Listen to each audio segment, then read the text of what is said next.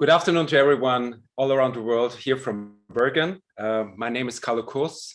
I'm an associate professor at the University of Bergen. And today I have the great pleasure to chair and moderate today's session about the gender wealth gap in politics.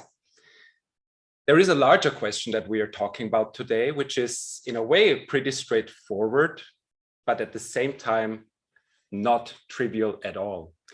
And it is, are we moving into an era of more gender equality in politics? What do you think? I would say it really depends on how we look at that. Let's, for instance, take the share of women in national parliaments worldwide. This is a very commonly used indicator to reflect gender equality.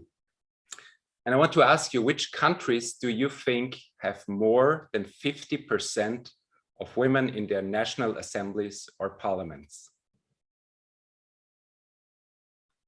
The answer may surprise you. It's Rwanda, it's Cuba, it's Nicaragua, Mexico, and the United Arab Emirates. Strictly speaking, not all of these countries we would associate with gender equality. The question then is, to what extent should we trust widely used indicators, such as women in parliament, to reflect gender equality in politics? The answer is probably that we should be quite careful, and essentially, to understand the intricacies of gender and politics, we need to dig deeper. And digging deeper into the gender wealth gap is exactly what today's session is about. Dear colleagues and students, it is a great honor for me to introduce today's speaker, one of my brilliant colleagues, Ragnhild Muriaas, at the department. Ragnhild is a professor of political science at the University of Bergen, and her research focuses especially on gender and politics, with a particular focus on candidate financing, on women's career paths, and representation. Ragnhild has published in the top journals of the discipline, including the American Political Science Review, Comparative Political Studies, African Affairs, and so on, that I could continue with this list. She also has published several books. She has received a very prestigious research grant from the European Research Council. And I think I could continue with that, but the facts and her success in publishing and securing large research grants speak for itself. So please give a warm welcome, you can use emojis, to Ragnhild Muriaas. Before I give the floor to Ragnhild, I want to suggest that if you have any questions, post them in the chat. We will monitor the questions in the chat and we will pick them up later in the Q&A session. Ragnhild, the floor is yours. Thank you, Carlo Kurs, for this really nice introduction and also to pose some really important questions. And I'm so happy to be here today to talk about a topic that is so crucial for the quality of democracy. It's the gender wealth gap in politics and how to fix it. So let's just take a moment and think about some of the most prominent politicians that are female in the world. So think about Hillary Clinton. She actually spent $623 million to try to become the president of the United States. And she lost. She lost to Donald Trump, who spent less on his campaign. Actually, he spent $338 million. So apparently, women candidates can outspend men, and candidates who spend the most are not necessarily those who win. They can lose. So is there really a gender wealth gap in politics? Well, in an influential study of candidates running for the Congress in the United States that was published in the late 1990s, Barbara Burrell said that, no, there is no such a thing as a gender gap in political funding. Women candidates are generally able to raise money at the same pace as men. So that's actually quite good news. And it was actually a solid finding, but it kept actually scholars and people away from studying gender gaps in political funding for nearly 2 decades. But is it really that easy to establish that funding isn't a problem for women who want to be elected into parliaments? Because let's look at the world around us. All indexes of economy and growth shows that there are gender differences on all indicators all over the world. Women are much less likely to hold leadership positions in big corporations and businesses. They're much less likely to own their own companies. They're less likely to be entrepreneurs. They have lower incomes. They also have smaller fortunes, and they have less access to financial network that can actually support their campaign. So I was thinking about the wealthiest, these lists that we sometimes see in the newspapers about the most wealthy persons in the world. Can you spot a woman there? So I was thinking about last time I went to Malawi in 2019 to cover the national elections. And I was actually found out that there was this scheme supporting women candidates that wanted to stand for elections. And this scheme wanted to transfer money to women candidates so that they can help them fund, for instance, paying registration fees and other things. But they could not do it. They could not reach the candidates. And why couldn't they reach the candidates? Why couldn't they transfer those money to the women candidates? Well, it was because they wanted to transfer those money to women who were eligible to that kind of money, but they didn't want to transfer the money into the bank accounts of their sons and their husband, because in a country like Malawi, women do not have bank accounts, or just very few. So they actually had to transfer money into the bank accounts of their husbands or sons, and the funding scheme, they didn't allow to do that. So what is crucial to acknowledge when we study elections and funding and gender is to understand that how we look at this question, where we look, and why has consequences for what we find. There might not be gender funding gap everywhere. So if we just look at those prominent examples, like the one I started with Hillary Clinton, well, maybe we could find that there is not such a big problem, but we need to dig deeper and see and explore a bigger picture. So in this talk, I'm going to have 3 points. So then we're gonna have a slide. So first, I'm going to talk about the gendered patterns. I will give you examples of how electoral funding is gendered, even when it doesn't look like it. Then I'm going to talk about available strategies. I will provide an analytical overview of strategies that can be used to try to fix the problem. So I'm giving you a solution. And then I'm going to explain what works. I will explain why and how some strategies are more effective than others. So let's start with the first point. There are several ways in which our gender wealth gap unfolds in politics. So Barbara Burrell investigated, and very nicely, one aspect of gender and funding inequalities. But there are other ways of which we can explore this topic. And we have actually, in this lecture, I will give a few recent examples that has also been a part of, that has been published in relation to the Money Talks project under that umbrella funded by the Research Council of Norway. So first, Francesca Feo, Chiara Fiorelli, and Daniela Piccio found that there are gender patterns in campaign funding using Italy as an example. Not only are men candidates reporting donations consistently more numerous than women, but as they write, and I quote, male and female candidates tend to rely on different networks of financial support, corporations and big donors in the case of male candidates, individuals in the case of women, end of quote. A similar finding is also found in Ukraine, where Meredith Applegate and Magnus Öhman have studied funding in relation to the last elections. And they also found actually the same pattern, big donations from corporations, there was some more likely to go to men, while women candidates had to rely on small funding, small donations from individuals. Second, so we need to zoom in to those who actually needs the funding most, because candidates in election, they actually have to spend, some candidates have to spend more than others to actually get elected. So if we think about an election, we can think about those who are already having a seat in the parliament, those we call the incumbents, who wants to rerun again. And these candidates, they have kind of a name recognition.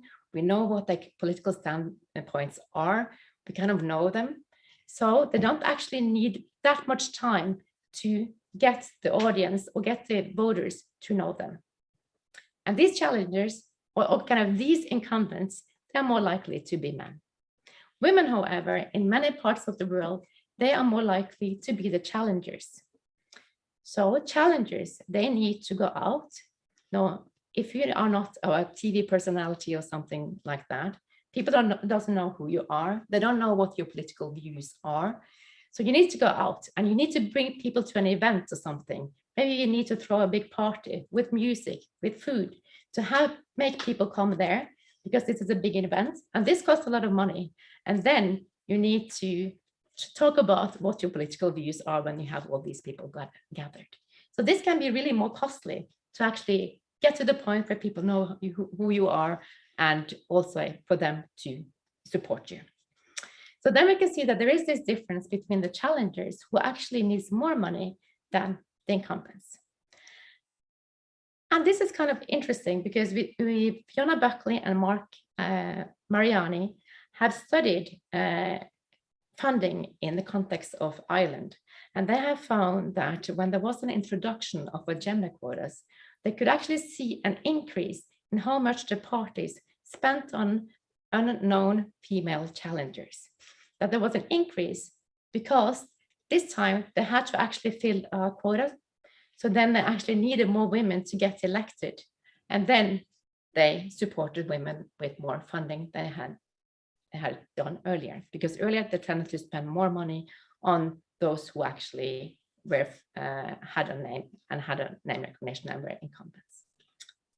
Third, so even though we focus on campaign and we're saying that in election campaigns where political parties compete against each other, maybe there is no such thing as a gender difference in spending or fundraising, this is actually a quite late stage of electoral processes. Before you get to that stage, candidates, to actually be nominated by political parties, they have to spend money in what is known as the primaries or the candidate selection process to actually show, to win that nomination from the parties. And since there is a competition within the parties that could actually sponsor a campaign in the general elections where the party candidates are competing against candidates of other parties, they will not sponsor this stage of the process. And this process can be really costly and also need to costly and even sometimes more costly than the election stage. For instance, Gretchen Bauer and Akosua-Darkwa have found that in Ghana, at this stage, it's really crucial. This is where you need to spend a lot of money, because in a lot of constituencies, there is one strong party. So if you just manage to nail that and get that nomination, you are likely to win. So that's why some people like Magda Hinojosa have said that if you really aim to get at gender balance in politics, maybe we should do away with those primaries because they are so expensive. So these are just a few ways of how a gender gap can play out in politics. But let's look at then point 2. There are several strategies that government and non-government actors can use to try fixing problems connected to a wealth gap. So in the early 2000s, quality democracy was a really important topic among political scientists. And there was a lot of works discussing questions of election fraud, election violence, freedom of speech, freedom of assembly. And this was really important. And discussions in this area, and as still it is. But equality in access to political funding for the not wealthy was also raised as a concern and a problem, but not just at the same level as the scholarly debates around those other topics of the quality of democracy. Still, Larry Diamond and Leonardo Morlino argued back in 2004 that democratic quality requires the prevention of subtle denigrations of electoral rights and an awareness about how equality in access to political finance is often denied. David Beetham in 2000 went actually further and asked, what is the value of political right to stand for elected office if it is only accessible for the wealthy? Beetham even identified 2 strategies that could be used to make politics more accessible for the less wealthy. According to him, we could use what is known as regulations. So governments could pass electoral laws that specified limits on donations and spending for candidates and also for parties. So one could use a state response to the problem of the wealth gap. But it's also possible to use something called a positive attention, where you make sure that extra resources are spent on those who are less wealthy to make them more equipped to stand for elections. Unfortunately, Beetham is not actually that specific when he discusses this opportunity, but he says that there should be some funds and also some education and training that is directed towards those with lesser means in the society in order to make them more equipped to compete in elections. In an anthology I have edited with Rainbow Murray and Vibeke Wang, we started a process of exploring different initiatives that use strategies similar to those identified by Beetham to address the wealth gender gap. David Beetham had not emphasized how gender and wealth was actually likely to interact. And he didn't really discuss how many women not just face this kind of glass ceiling that we often hear about, but also a class ceiling. And actually that these 2 things interact and makes it double difficult for some women to get elected into political office. In this book, we coined the term gender electoral financing, which is a concept covering all attempts by state and non-state actors to use funding as an incentive to achieve gender balance in politics. So there are 2 main categories of gender electoral financing. So there is this we call the top-down financing or the top-down approach. And here parties whose candidates are disproportionately male are penalized through systems of public funding of political parties. Here governments enact laws and regulations that reward parties financially for backing female candidates or penalize those that do not meet the set gendered balance requirements. In France, in Ireland, in South Korea, governments impose fines on those parties for non-compliance with this kind of gender balance requirements. And in Chile, the government actually reward parties that have succeeded in complying with the set level of gender balance. And then there is a bottom-up approach. And this is where different kinds of schemes where you can see that financial support is given directly to women. There are these often independent groups like women's groups, political action committee, parties, or non-governmental organization that financially support female candidates' campaigns, which also makes it cheaper for parties to back them in elections. In the United States, there is one very common or very well-known such campaign, the Ambulance List, and this encourages women to run, vest them as candidates, donates directly to their campaigns, and encourages members to donate to these women independently. And there is also Justice Democrats, which is a group aimed at pushing the Democratic Party further to the left by funding working-class female candidates. In Japan, the Win-Win Initiative copied the Emily List, and with the intention to fight an old boys network and through giving women grassroots support. And in Malawi, I, together with Vibeke Wang, Happy Kayuni, and Asiata Chiwesa, have also studied what is known as the 50-50 campaign, where they used to fund women candidates and also paying filing fees for women. So again, here's what these two approaches have in common and why we conceptualize them as gendered electoral financing. Some entity uses funding either to motivate more women to run for office or to convince parties that running female candidates won't be more costly. Point 3. So are such initiatives successful? Well, some initiatives have succeeded in getting more women elected.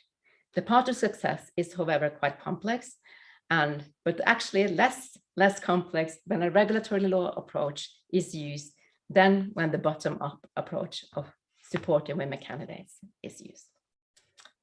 In an article published in the most recent issue of American Political Science Review titled Payments and Penalties for Democracy, Gender Electoral Financing, I, together with my colleagues at Washington State University, Amy Messer and Susan Hord, investigate the conditions under which gender electoral financing is likely to be most successful. We found out which tools are most effective in correcting the underrepresentation of women and what helps candidates win. First, bottom-down and bottom-up financing can improve gender balance in legislature, but the top-down approach is much more straightforward, particularly when funding incentives are attached to gender quotas. However, the size of the fines matter. So looking into the French case, we can actually see that when there was a symbolic fine introduced in 2002, only 12% of those winning the seat in the national parliament were women. And then when the penalties were increased in the 2012 election, then we could see that there was 27% women who won elections. And after the penalties increased even more, 39% in 2017 was women getting elected. Another interesting finding was that even if top-down financing combined with gender quota is particularly successful strategy when the election system uses proportional representation, the proportional representation system might not be critical. Initiatives in France, Italy, and Malawi have worked in elections with a winner-takes-all system. So this is a very kind of important message to all political scientists out there. It is actually possible to increase the number of women candidates also in systems with majoritarian elections. So to conclude, can the gender wealth gap be fixed?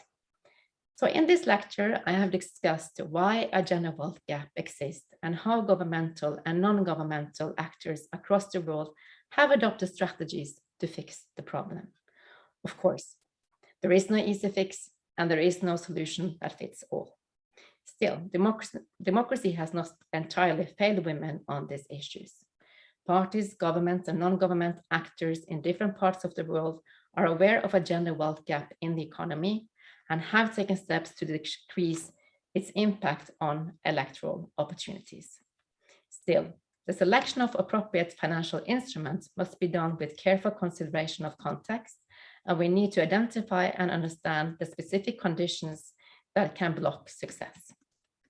Still, I would say money does matter in politics, and as we have found in our studies of gender electoral financing, actors do change the behavior when streams of funds are redirected. So thank you so much for having this opportunity.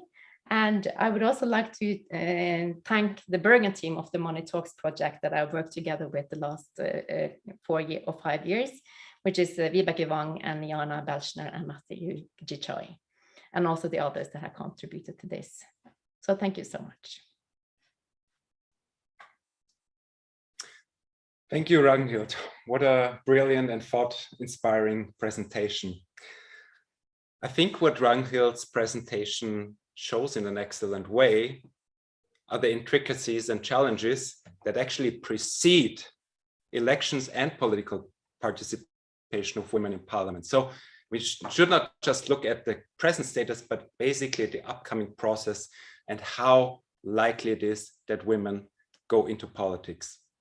So money matters, and governments as well as civil society organizations have tools at their disposal to promote women in politics. I think that's a really important finding that probably cannot be emphasized enough. We will now have around 20 minutes for discussion. You're very welcome to either raise your virtual hands or post questions in the chat. We will pick them up and address them subsequently. Before I open the floor for questions, I would like to start with one question that many people may have asked before, but I still think matters actually. And it's a question about gendered preferences. So I was wondering is it possible that women are perhaps less interested in running as political candidates and going into politics than men? Or put differently, besides the fact that the political systems often disadvantage women, do women simply have preferences that promote other career choices than politics? There is plenty of research in psychology, social psychology, economics that suggests that men on average prefer more competitive environments, while women prefer more cooperative environments, working environments. So with that in mind, are our political systems often an unattractive career choice for women, given that men have for decades set the tone, the climate, the networks in politics that some might even call a toxic masculine environment? And if so, how could that be changed to inspire more women to pursue a career in politics? Yes, thank you for your question. It's a lot of things that could be said about this. So one part of it is about women's ambition, and there is a lot of studies on women's ambition. And the most recent one that I've read and familiarized myself with is also by Miriam Holman and others who are writing about how this is in the United States again, how from an early age we learn about we learn gender norms about what we like and not like and what are actually our opportunities and not. So it's very difficult to say, what if women do not want to go into politics? But I think it's important to study why is it that women are not going into politics, and why is there a reversion against, and also why do women have less ambition? So I think that that's an important issue to discuss, but also kind of what we think politics is. And you mentioned this toxicity of politics, and that politics in many countries is a really masculine space, if you can use that word, and that is not really a pleasant place to be. So why would you want to be there? But I think it's very sad if we think about that. It's kind of the atmosphere that makes people shy away from trying to have an impact. So they want maybe things to change, and they have ideas about how things should be different, but they are not wanting to enter that space because of the toxicity.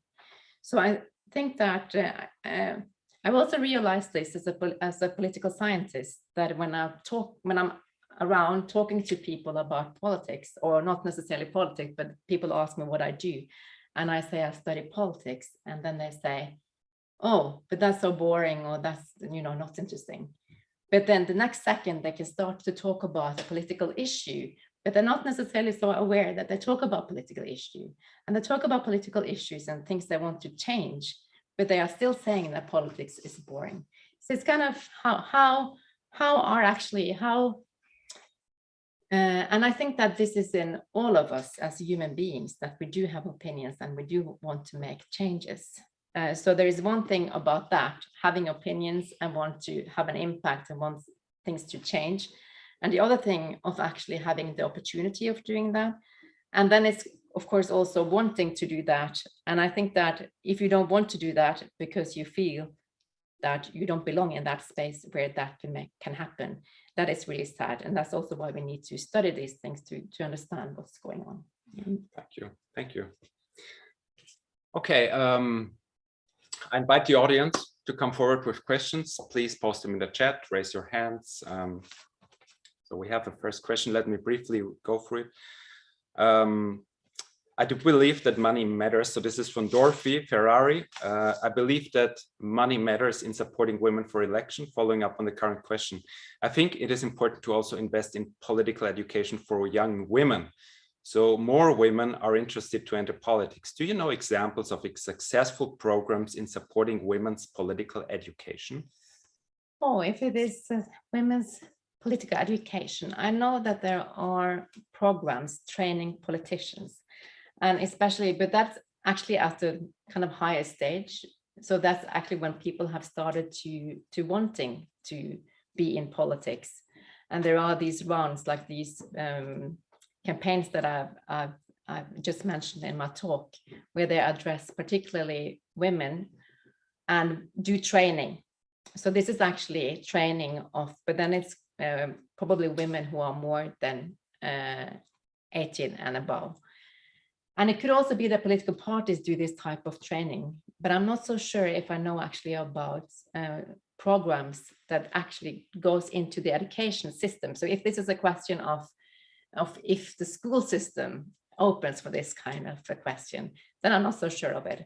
But there are training and education of women, but the women need to actually you need to see the ad and then decide yourself that you want to participate in that.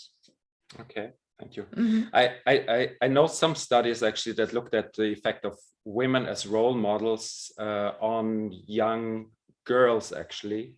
So there were some experiments in Pakistan and Afghanistan, and it seemed that this, even knowing that a woman is a local leader in your communities, has some aspirational effects for young girls, but that's not necessarily education, but it shows that there are certainly impacts.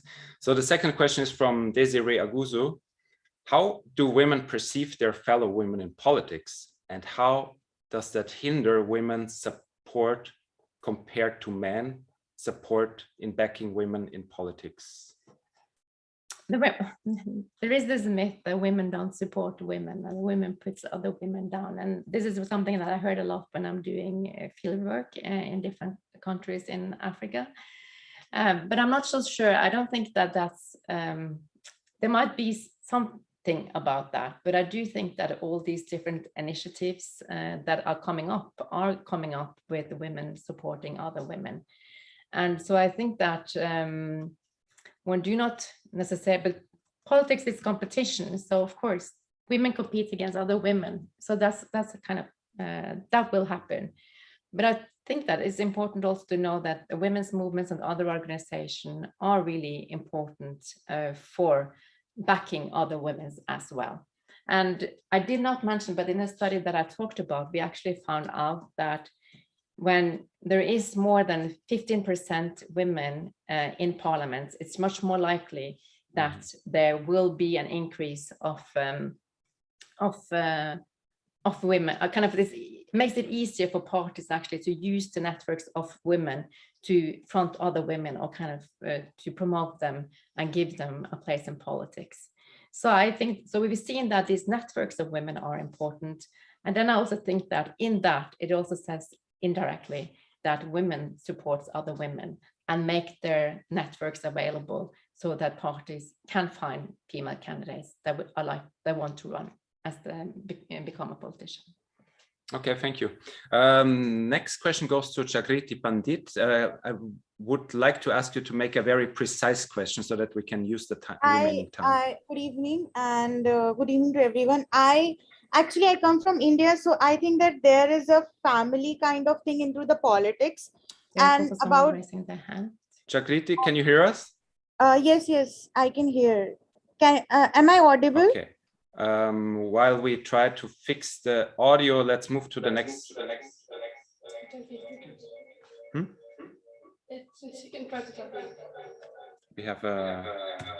Oh, that they can hear her. Something from your side, I guess.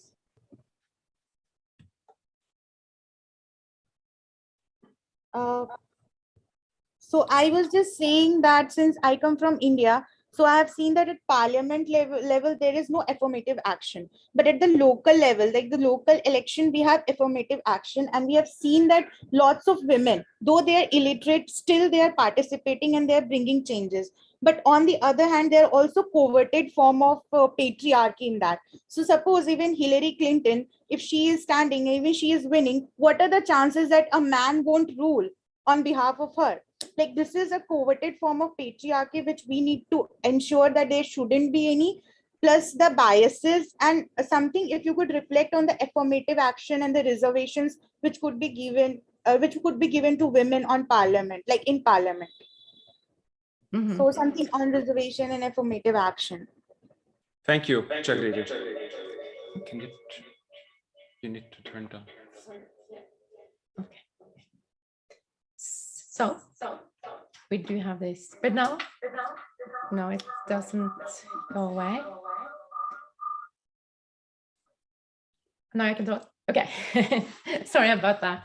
And that we got interrupted. So yeah, mention a few questions. And of course, there is always this question of tokenism. And I understood you were asking about that,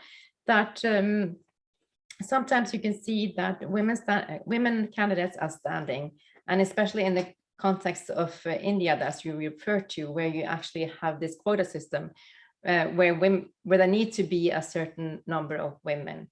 And the question is if those women are actually there by their own steam or by their own will and actually represent themselves, or if they are kind of token, or there's someone, patriarchy is kind of using them, or so they can actually not be full participants. And that's an interesting question, and it's also very quite difficult. There are these, it used, especially in the beginning, there used to be this, depending on how it is and how many women are in politics, that this actually could happen. So I think that sometimes this happens, and it's very difficult to actually have an impact.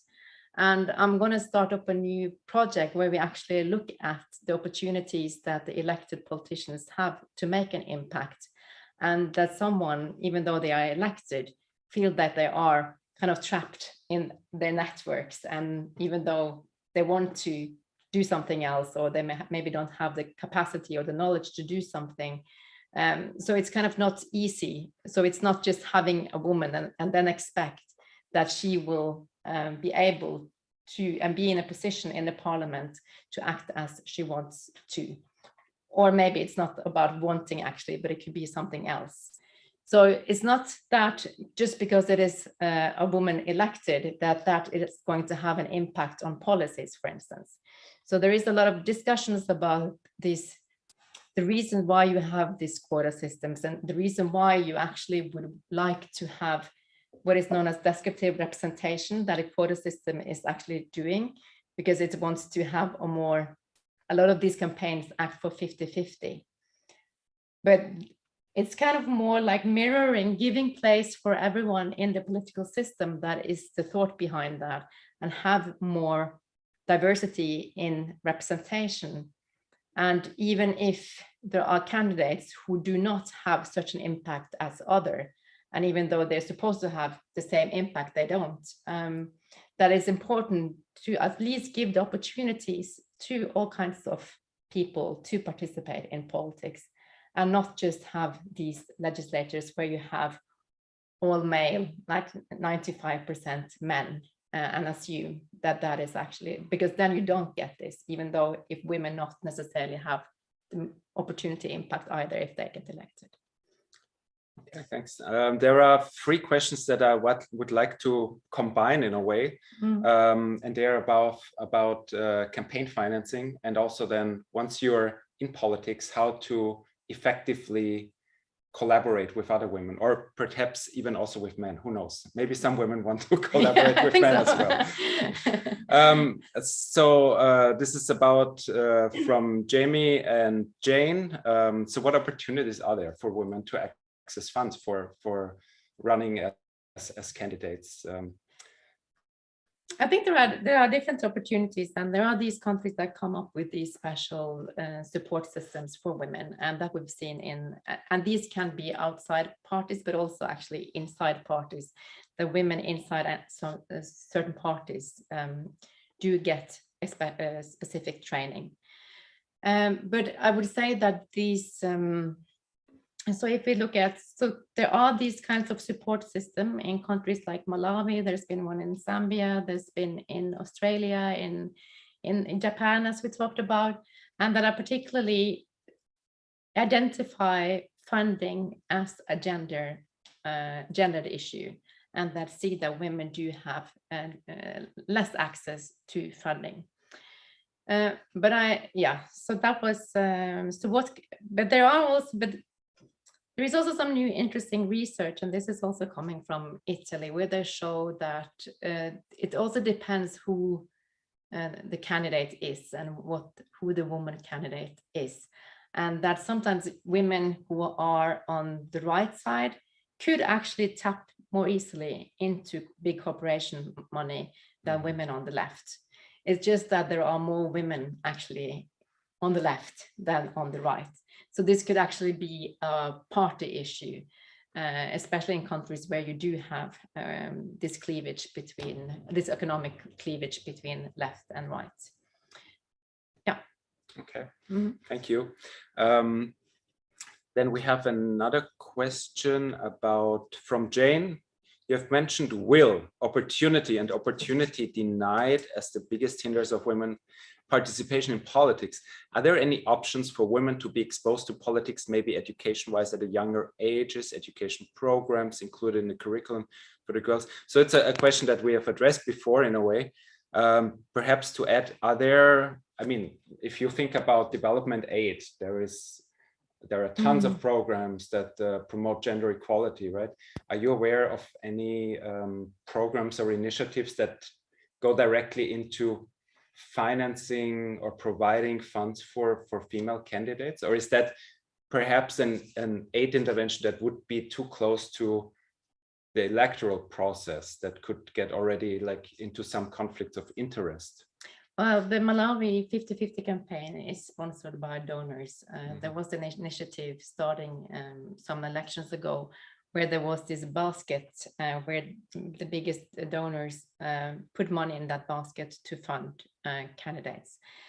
The problem was that they wanted to, because of what I said about the early stages being the most difficult, the donors wanted to fund women from an early stage before the primaries, before they became candidates. But then there was a conflict, as you suggest, with the political parties, because suddenly you had women candidates competing in internal party competitions that were backed from international donors, who even were running around with these donor t-shirts and the 50-50 campaign instead of having the party logo on them. And then it was seen that this is too difficult. We can't really intervene on that stage. So I think that either they need to intervene when there are candidates standing in elections, or they decided to also have these training in parliaments. And there is a lot of donor funding going into training women representatives elected into parliaments in different countries. As for instance, there's been initiatives in Zambia, for example. Okay. Are we doing on time? All right. Thank you so much, Ragnhild. Thank you to the audience. I think this was a really inspiring session. Thank you for participating. I guess for some of you, it was very early in the day or very late at night. So we appreciate your participation a lot. And we wish you a nice day. Thank you.